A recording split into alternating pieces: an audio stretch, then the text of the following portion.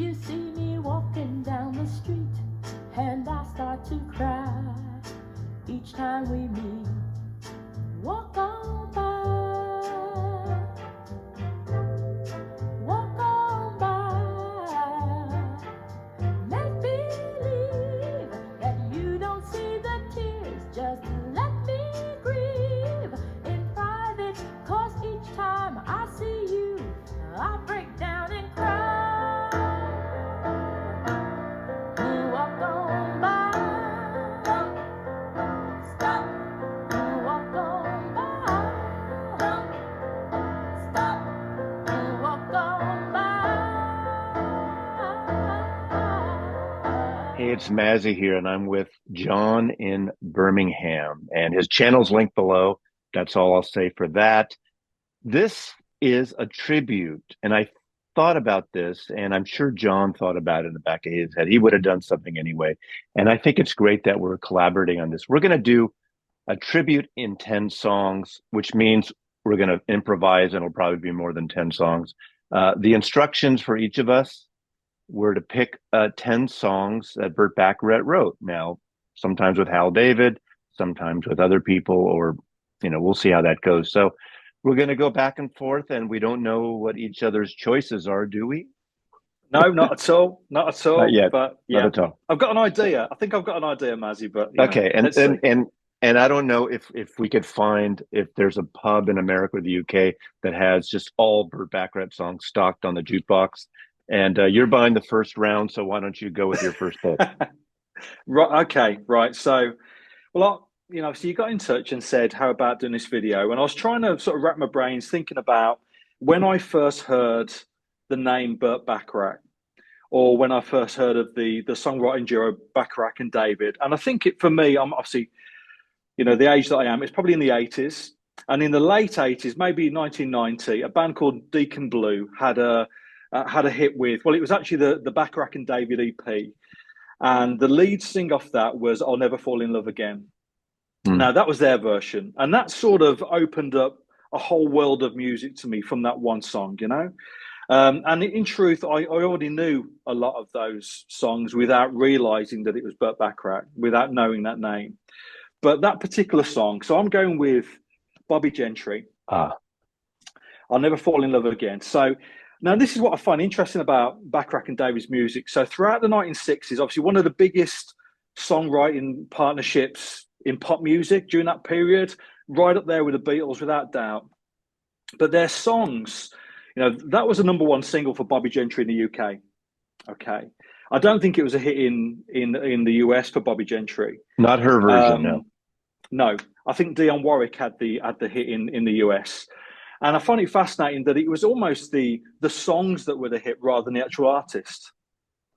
So I mean, and this song in particular, it's a gorgeous song. Her version is absolutely charming, and I think it really highlights Hal David's lyrics as well. Rhyming, what is it, with catch pneumonia with never phone you. I mean, it's just genius, isn't it? Absolute genius. Right. But I think that Burt Bacharach said that it was the fastest melody that he ever wrote. As soon as Hal David put that lyric to him, he basically said that was the song that just fell out of him, So, and a #1 single in the US, written for a musical. I think it was written for the Promises musical. The idea was that the musical needed a song that people would walk out of the theatre whistling the melody, and that was it, So there you go, an absolute stunner just from the off there. Great.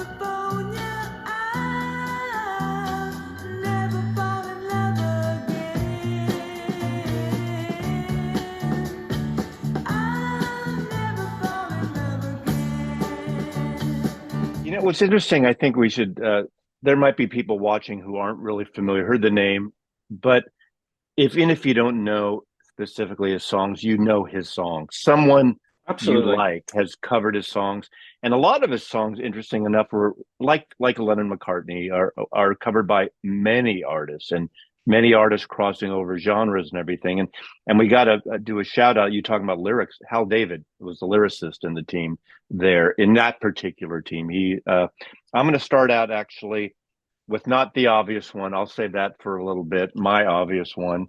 And I'm not going to start out with the original one, but the in 1961, Burt Bacharach wrote a song with Bob Hilliard, and that was for the Drifters, and that was the song "Mexican Divorce." Of course, I'm showing the Ry Cooder version because that Right. it just works for me on Paradise at Lunch, and it is a great version of it. Of course, I mean, how can you compete with the Drifters version of that? That's yeah. And Yeah. right, the Drifter, yeah, 1962, that single came out, and what's really interesting that I did not know, and doing a little research because I want to, bone up for you, being sitting there with you, and you more know this stuff off the cuff better than I do. That at that session of that Drifter session is when Burt Bacharach first met and Dionne Warwick, who was kind of the muse.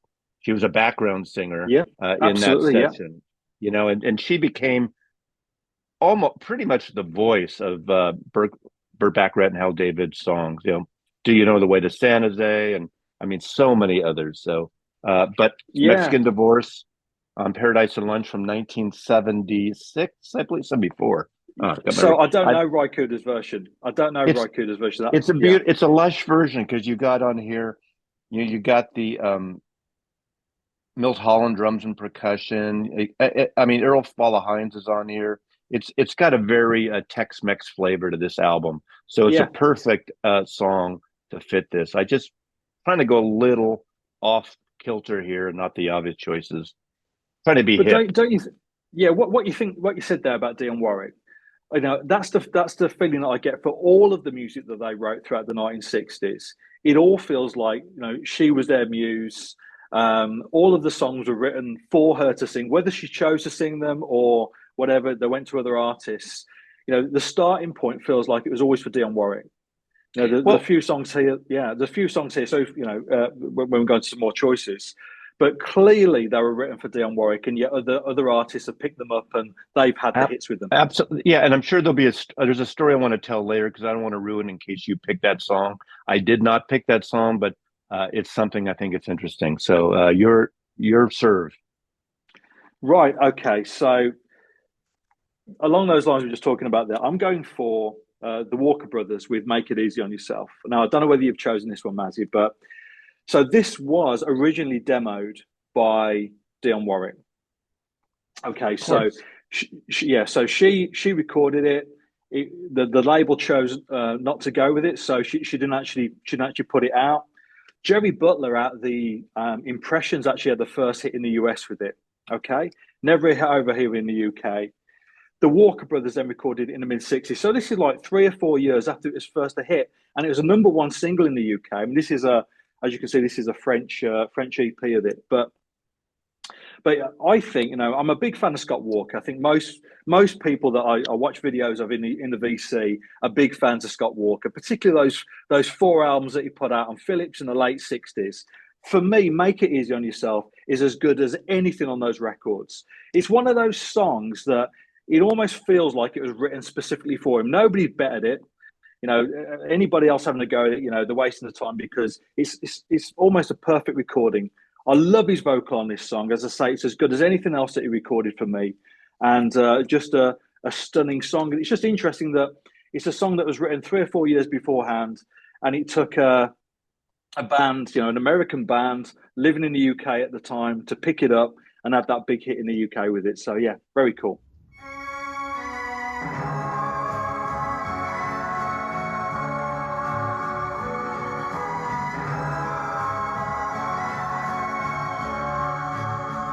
Oh, breaking up is so very hard to do.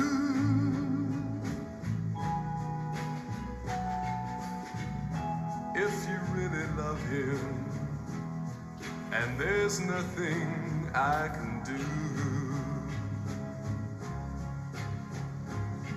Don't try to spare my feelings, just tell me that we're through, and make it easy on yourself. Make it easy on yourself, 'cause breaking up is so very hard to do.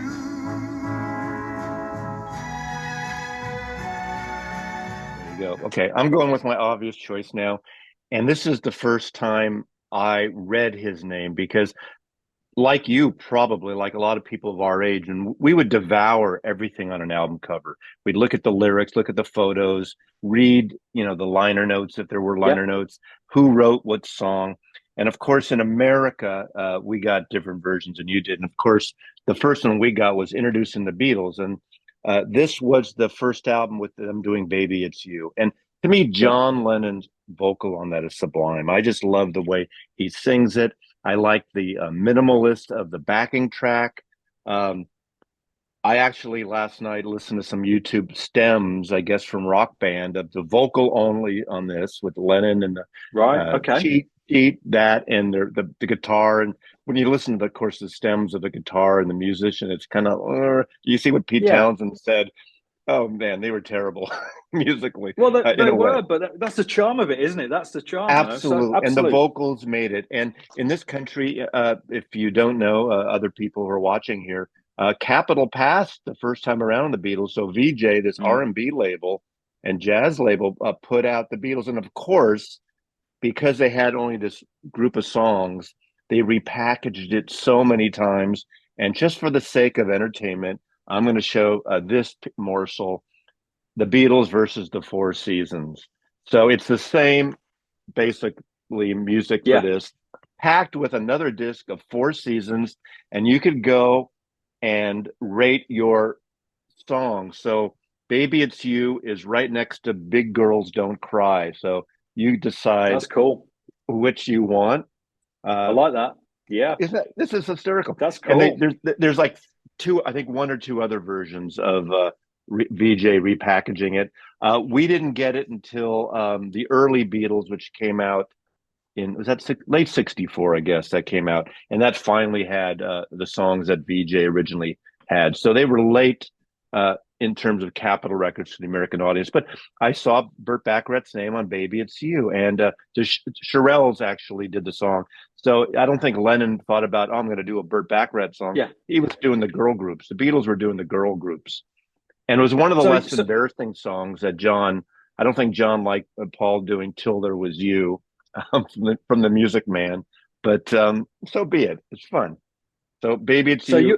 You knew I was going to pick that one, John, didn't you? Absolutely. So your copy there of the Beatles on VJ, is that, it's a silly question, but is that an original, is it? This one is an original. I also have a boot. I have both. I have 3 copies, and there's various copies too with different.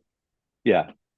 Because this is not my original. This is someone, obviously, the girl that owned it put her little hearts by the record, and it was owned by Bonnie. There. Yeah. So I like it when people write on their record sleeves. I know that a lot of people get really hung up on, the fact that, it's not perfect, whatever. That doesn't bother me. But I bought a copy of that record last time I was in the States. I found it in an antique store, paid $2, So I'm thinking, look at this. And this was inside the copy here. Fantastic. Later. So it's dedicated something Libra. So this is a later addition to this record that some girl, I don't know if it's the same girl, she wrote this whole help dedicated to Ringo Starr Message Tour to George Harrison, Beatles 65, Something New, Sergeant Abbey Road Revolver, dedicated to John Lennon. So this was inside this copy. I mean, I used to pick these up when I would find some originals, and now they're a little hard and getting pricey in this country. Yeah, they are, yeah. But obviously, when I picked up my copy, I spent ages trying to find out what told you whether it was an original or not. So you've got all sorts of things about, George's shadow. You've got Yep. John's watch and all this sort of random stuff, isn't it? To try and work out whether it's anywhere near an original copy. I don't know, but I gave up. I looking in used the to end. know that by heart, and really at this point I forgot. So I Yeah, have to pull the book out, look at it, and yeah, then yeah, I yeah, yeah. have I Cool. have both versions, phony and Boots, and yeah. Right. Okay. So on to me. Yeah. Right. So I'm going to show this record now. This is obviously a Burt Bacharach album from the early 70s. It's proper, full on, easy listening. It's him reworking many of those classic Bacharach and David tunes. Some of it is with him singing, some of it with other guest vocalists. It's a real easy listening record. It's on A&M. It's a charity shop staple in the UK. You find it, quite often, car boot sales and such like. But it is a gorgeous record. The arrangements on this record are fantastic. But the song that I'm going to pick is South American Getaway, which was the final track in the Butch Cassidy and the Sundance Kid film. So when they get to Bolivia, that is the music that plays. And as a kid, I always loved westerns. I've got a real thing for westerns, man. So if I get a couple of hours on my own of an evening when my family's out, I normally end up watching a western, and it doesn't get much better than Butch Cassidy and the Sundance Kid. And that final scene, and the music to it is just perfect. It's almost a little bit. It shouldn't work. It shouldn't fit, but it does perfectly. There's no lyrics. It's that style of singing where that that type of singing. I don't know what you call it. Is it scat singing, or I don't know? It's that sort of a cappella singing where I say there's no lyrics. You know what I mean? There was a bunch of about, pop bands that were like these vocal bands, like the Anita yeah, Kerr singers in America, that's right. and Or the those type of swingle things singers, that sort of thing. swing. Yeah. Exactly. Yeah, that's that sort of thing. And that's what it is. And it's absolutely gorgeous. So over the last couple of days, obviously, we're talking about doing this video. So this was the first record that I pulled out. And I always thought it was just me that loved this record. And last year, I was watching an interview with, I can't remember who the music journalist was. And he was asked to recommend a hidden treasure, a buried treasure, And this is the record that he pulled out. And I felt validated. We all have these records that we almost hide them away because we think they're not cool. But I almost felt validated. I've been harping on about this record for years, and it's an easy listening classic. Now, in the mid '90s, we had this whole resurgence of easy listening music. It suddenly became cool again to like artists such as Burt Bacharach or whatever. And I remember going out at the time. I didn't have much cash, so going out to charity shops and buying easy listening records, and most of them were just rubbish. Do you know what I mean? But picking up records that had Burt Bacharach's name on, you knew straight away that you're going to get quality. There's quality, and yeah, brilliant. So there you go. That's Burt Bacharach with South American Getaway.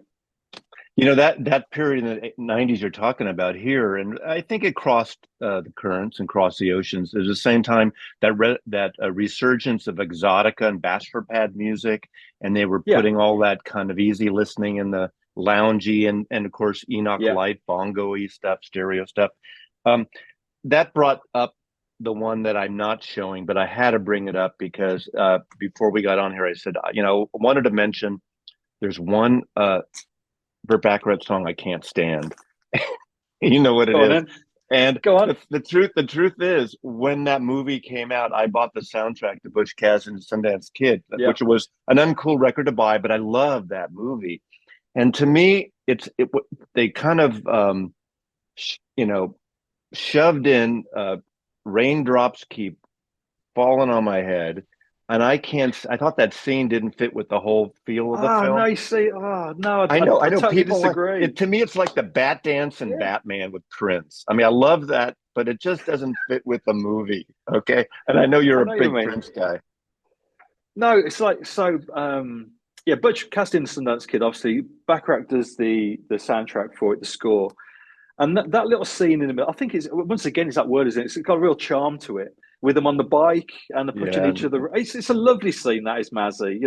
You've got a cold heart. I'm just a cold-hearted. Yeah. Okay. My next one is also from 1964-65, And this has been done. This song was done by Sandy Shaw in the UK. We didn't hear it over here. At least Sandy Shaw never really crossed here. But during the British invasion and all the artists that Brian Epstein managed, Billy J. Kramer and Trains, Boats, and Planes, I think is a perfect pop song. And I like his version of it a lot. I like I like every version of this song pretty much whenever I hear it. Again, I went down the YouTube rabbit hole in the last day listening. Once I listened to this again on YouTube, I heard like 5 other versions of Trains, Boats, and Planes. A lot of people don't recognize or don't know of it if you say the name until you listen to it. Then, oh yeah, that sounds familiar. I know that. Or they think it's that John Candy, Steve Martin film about planes, automobile, whatever that film during the heyday of the 80s or early 90s or something. But Billy J. Kramer, the Dakotas, I love this version of it. It's kind of a fun version. You know the song, right? Yeah, I mean, it was a big hit over here in the 60s. What, it's about 64, 65, is it? Something like that? Yeah. Late, yeah. And it's produced by George Martin, again, of course, Yeah. It's that whole Beatles link there, isn't it? With, Brian Epstein and... Yeah, Brian Epstein.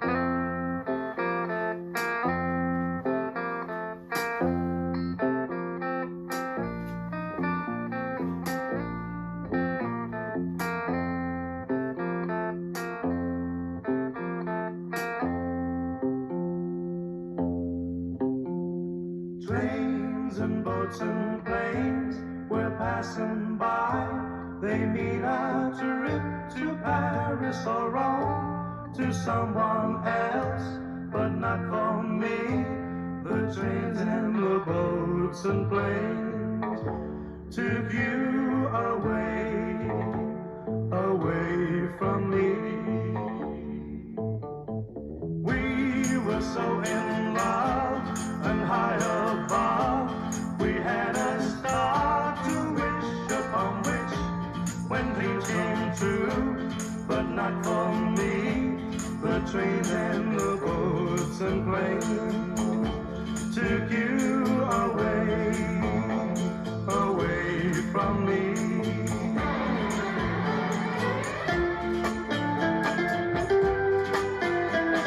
Now, I'm just looking at my pile of records here, and strangely, I haven't picked any Dionne Warwick tunes or any Dionne Warwick versions, which seems strange considering the fact that, as I said before, she was practically their muse throughout the 60s. But yeah, we got to give a big shout out to her, definitely. Absolutely, But I have actually chosen a record by her sister, Dionne Warwick.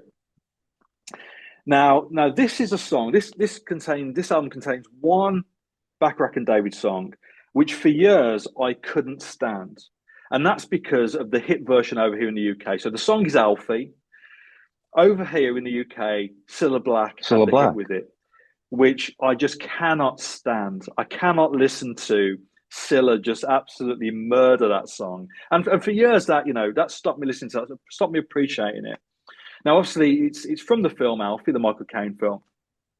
And interestingly, so in the UK and the US, each version had a different vocalist. So Cher did the track for the closing credits in the US version. In the UK, I always assumed it was Cilla Black, but that wasn't the case. I don't know who sang it for the UK version, but Cilla had the hit basically on the back of the film. Murdered it for me. I can't stand her version. Another Brian Epstein artist. Absolutely, yeah. There's the Beatles link again, of course, But Dionne Warwick, she does a stunning version of it on this song. And her voice isn't as good as her sister's. It's not. But for some reason, it just really works with Alfie. And this is perhaps my favourite version of that song. And this is I bought this record about 10 years ago. And when I saw Alfie in the credits on the back sleeve, I was thinking, oh, this is a track that I'm be skipping over. But when I played the album through, I just fell in love with that song. I realised what I was missing, and it was all Cilla Black's fault. Well, that's interesting. I think the producers of that first, I think was it Dionne Warwick had actually recorded it too, right? Did she record it, or was I don't know? Right? There's an American. One of the big American women, and I'm blanking out, recorded it. And of course, the producers insisted it had to be a British singer. So that's when Cilla Black was brought in to do that, because they said British film, it's very English, very 60s, that film. it's interesting. I put on last night also the Sonny Rollins score to Alfie, and of Yeah, course, when you see yeah, theme from Alfie, you expect her that song, and it's not that song. yeah. And I That's mean, it's a right. great kind of jazz record, but it's nothing to do with the jazz doing the version Yeah. of Alfie that we know. Okay. Um, my next song, I have two versions of it here, and I'll tell you why. It's Burt Bacharach, How David Wrote This, of course, What's New Pussycat, a lot of songs and the music for that movie. And for the movie version, Manfred Mann did it, My Little Red Book, and that became somewhat of a hit, but it didn't become a huge hit like people expected it to be. And even on this version, Burt Bacharach actually plays piano on it. So Right. I love this song. But the song that got my generation into it was Love's version. Yeah. And it's a garage band. They changed some of the melody slightly. It's a raunchier version. And Mm. apparently Burt Bacharach hated this version of it. And this became somewhat of a hit. It was a hit on the West Coast in LA and the garage things. And it was from their debut album. I believe this is their debut, an opening track, My Little Red Book. I had the single way back in the day. Of course, it's a great LA band, produced by Jock Holtzman from Elektra Records. But I just love that. This is a fun version, but this has the meat. This is the intense garage Yeah. rock version. I'd love to know how Love came to record that song. Is that something that was in their set before they got a deal, or what? I don't know what the deal is, but I don't know the answer to it that. just seems like a strange fit, doesn't it? But it does work, absolutely. But on here, it's funny. Oh, that's the wrong album. Yeah, you're right. They don't. Yeah, and also they do Hey Joe because every garage Yeah, band did Hey of course Joe. I did. Yeah, right. Yeah, I wasn't a garage band. We did Hey Joe. So there we go. yeah. My first band as well did Hey Joe as well. A Yeah. terrible version of it. There you go.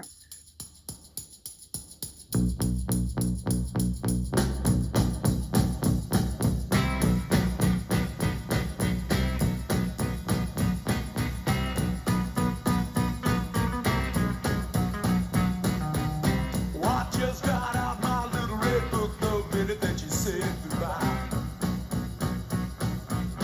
I thumbed that through my little red book. I wasn't gonna sit and cry. Then I went from A to Z. I took out every pretty girl in town. They danced with me, and as I held them, all I did was talk about you. Hear your name and I start to cry. There's just no getting over you. Oh no. Well, ain't no girl in my little red book who could ever replace your charms. Right. So this is my final choice, isn't it? So, okay. But we're gonna maybe have a few little discussions Yeah, here after. I've got a feeling I know what you're going to finish with anyway. But um, I don't think so. okay, so my last pick, I didn't actually realise that Burt Bacharach wrote this song until last night, right? So I was pulling out records to do this video with you, to have this chat, and I looked on my Instagram or whatever, and a friend of mine basically put a clip of this tune on, basically say, R.I.P. Burt Bacharach, and it's a song that I've always loved. It's a brilliant soul record. It's Jimmy Radcliffe with Long After the Night Is All Over. Okay, 1965. Now this is significant, Mazzy, because it's just a soul single from the mid 60s that didn't do much, but it's significant from the point of view of soul fans because the Wigan Casino was like the mecca for Northern Soul throughout the 1970s. I'm too young to have gone out. I didn't go there. But the song that they used to finish each night with was Jimmy Radcliffe, Long After the Night Is All Over. It's a straight love song. There's nothing quirky about the lyric. But it's the sort of song that makes, at the end of the night, makes you throw your head back, close your eyes and sing along. It's a wonderful soul record. And as I say, it's a song that I've been listening to for years. I never clocked that it was by Bacharach and David. I don't know that song. Yeah, so a friend of mine just posted last night. It's a brilliant record. So if anybody watching this video, if you do anything, after turning off, whatever, get yourself on YouTube, check out Jimmy Radcliffe, Long After the Night Is All Over.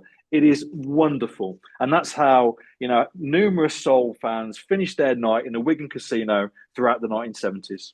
Brilliant. Okay. My final official is kind of a novelty, and a lot of people don't know it. I have it only on compact discs, and I have it on two different discs: a collection of the Hollies, and I have it on a box set of CD box set of Peter Sellers, and it's the title track "After the Fox." After the Fox was a caper film. I'm thinking it's 65, 66. It's when, you know, I think it's actually an Italian production too. And if you, after this, again, while you're looking at John's YouTube song, you have to see the title sequence with the animation, very much a la, A Shot in the Dark and the Pink Panther stuff in a way. And of course, Peter Seller has that outrageous act. I can't even do it now. And what it's great, it's the Hollies at their peak. Graham Nash and, well, what's his name? The main guy. What's the main guy's name? Alan Clark. Alan Clark. Sorry. Singer. Yeah. Well, yeah, but they're all singing the harmony. It's that perfect mid '60s, after the Fox, and during every little verse, it's Peter Sellers. I am the fox. Who is the fox? I don't tell. I don't. He does like the faux Frenchy Italian accent thing. It is so good. If I might actually just tack it on the end of this video to close it out, because I'm not. I know you and Headley are so good with your needle drops, and I'm not as good. But if I can, I'm going to close out because this is the perfect closer. It is hysterical, and I love Peter Sellers and that box set of him. If you ever get a chance to listen to a series of recordings Peter Sellers makes covering the Beatles, like "She Loves You," he does 6 versions of "She Loves You" with his different accents. Like with German, He does this whole intro, no music. He just, and he does, very posh London, very Cockney, and it's so hysterical. I bought that CD box years ago, and my son and I and Michelle, we were driving, and I would play that in the car. And every time the Beatles, the section with him came on, he does these great stories. So those things like at Post Goon Show recordings with George Martin actually produced them. Funny, but that's my last official pick. The Hollies. Cool. This is a cool box set, complete Hollies of that period with Graham Nash. After the Fox. Stay tuned. Cool. So I want to know how long have you been practicing that Peter Sellers impression then, Mazzy? What's the I can't do accents. There's well, I won't get into long, so I can't do accents. I do want to show this. I kind of showed it on a YouTube, on a Instagram post. This is a Rhino box set that really kind of has a nice 3D overview of everything from a lot of Dionne Warwick, Jackie DeShannon, Ricky Nelson, Herb Alpert from the Tijuana Brass, the Carpenters, close to you. But do you have any bonus songs you wanted to? Yeah, there's a couple that I want to mention. So I would have put money, Mazzy, on you showing the Burt Bacharach and Elvis Costello record. I didn't. I thought about it. When I bought the CD years ago, I was bored with it. It was just a little too, I don't know, it didn't reach me. But I got sucked in, and was it 2 years ago I bought the MiFi that came out finally on vinyl.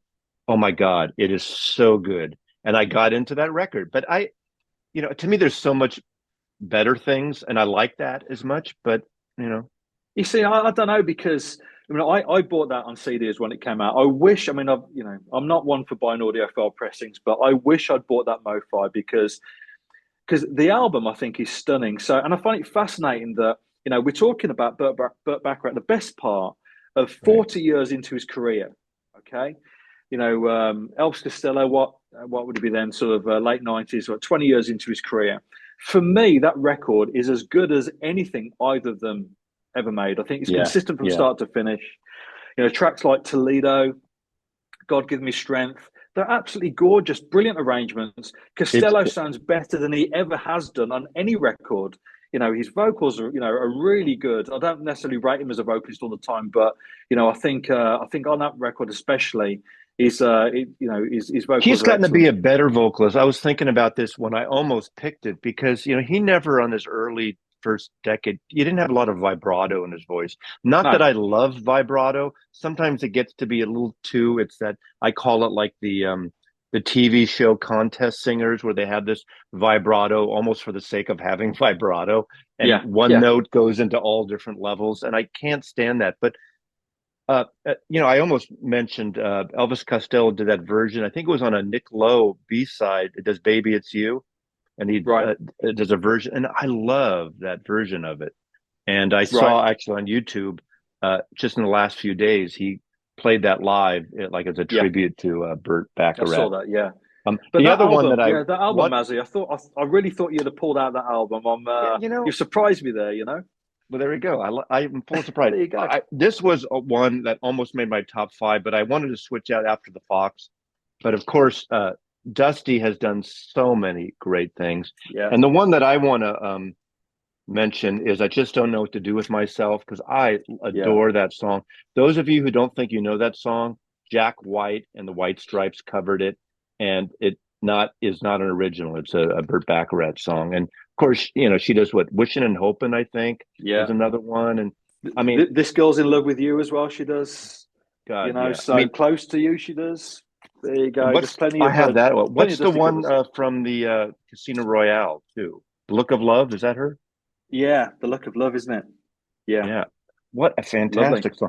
The one that I thought you would pick, you talk about you thought I was going to pick. I thought you were Go going on, to then. pick this. Yeah, yeah, And on here, of course, it is "Walk On By," yeah, all 12 minutes of it, with 12 minutes with yeah. 17 minutes of introduction.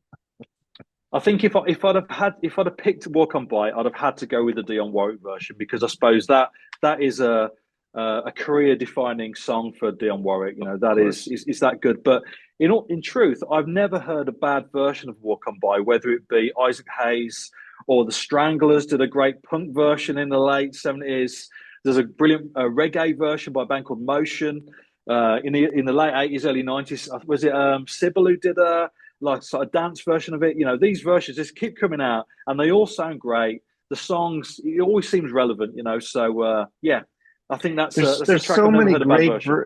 there's so many great versions of these songs, and it, Yeah, the bottom line is they're just well written, crafted pop melodies. And I can't think, I mean, Lennon McCartney in a way, and that's an obvious choice in some ways at their prime. But Burt Bacharach and Hal David mostly, even though they did some stuff on their own, and I think they had a little falling out at one point in their careers. And then he wrote with his wife at the time, Carol Bear Sager. Um, but I'm trying to think of other. I mean, obviously there's Carole King and Goffin, that had a yeah. that kind of ended for a while, that period, and all the great songwriters of the Brill Building songwriters. So it's amazing how I never saw him live. Why don't you close out and tell the story you mentioned to me? Yeah, yeah, I did. Yeah, so about it must be about 6 years ago. In the space of a week, it was my parents' 50th wedding anniversary. So I took my mum and dad, first of all, to see Tony Bennett, and we had front row tickets for Tony Bennett. Now, for many years, whenever Tony Bennett's toured, I always take my dad. But because it was an anniversary, I took my mum and dad at the time, and it was a lovely evening. And Tony was great. And at the end of the night, came over and bizarrely, he didn't go anywhere near the audience, but he sort of made a beeline for me, reached out his hand and shook my hand, you know. So and then he walked off. So and everybody was looking at me thinking, well, why has Tony Bennett just shook that bloke's hand, you know? But then a few days later, I saw I saw Burt Bacharach, and I had the same seat on the front row in the Birmingham Symphony Hall, a beautiful venue, Mazzy, a fantastic, hall there, and the acoustics are wonderful. And he turned up with his band, and it was just a lovely evening. He had plenty of anecdotes to tell. And once again, at the end of the night, you know, saying goodbye to everybody, walks over. It must be the seat, I suppose. Came over, big shake of the hand. I've got to say, Tony's handshake was more firm than Bert's, but you know, I'm not going to complain. But it was, yeah, it was good.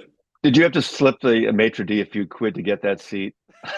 Well, no, bizarrely enough, but there you go. So, I but have yeah, seen so Tony it's a Bennett many fantastic gig. times because obviously Yeah, he plays a lot in San Francisco because that's his signature song, and I have yeah. seen him not quite front row, but pretty close.